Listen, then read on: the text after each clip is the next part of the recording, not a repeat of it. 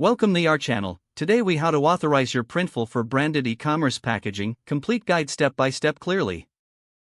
To get started, log in to your Printful account.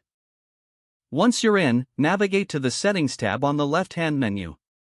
In the Settings menu, select Branding. Here, you will find the option to enable branded packing slips. Click on Edit next to the option. Upload your branded packing slip design by selecting Upload File. Make sure your design meets Printful size and format requirements. After uploading, click Save. Next, scroll down to the section labeled Branded Packaging. To enable branded, once you've made your selection, click Save to confirm your choices. Next, review the Custom Pack-In section if you wish to add any items like flyers or business cards. Upload your designs for any custom pack-ins you want to include. Ensure that these designs also comply with Printful's guidelines. After uploading, click Save for each custom pack-in item. Now, revisit the branding section to confirm all your settings are saved. It's essential to place a test order to see how your branded packaging looks in action. Go to your store's admin panel and create a sample order. Once the order is processed, check your email for order details.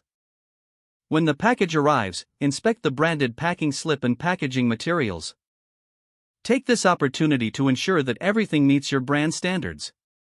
If all looks good, you're now ready to start fulfilling orders with branded packaging.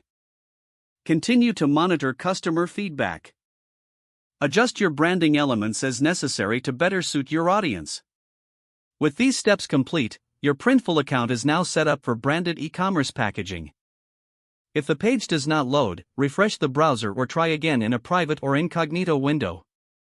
Make sure you are using the correct email address, then retype it carefully to avoid small typos.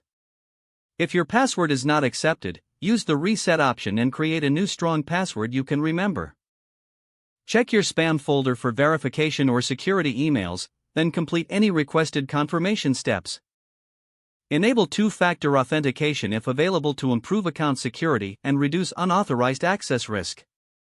After signing in, review your profile details so your contact information and settings are accurate and current. If you see an error message, note it down and try again after restarting your device and internet connection. Don't forget to like this video and subscribe to our channel for more step-by-step tech guides.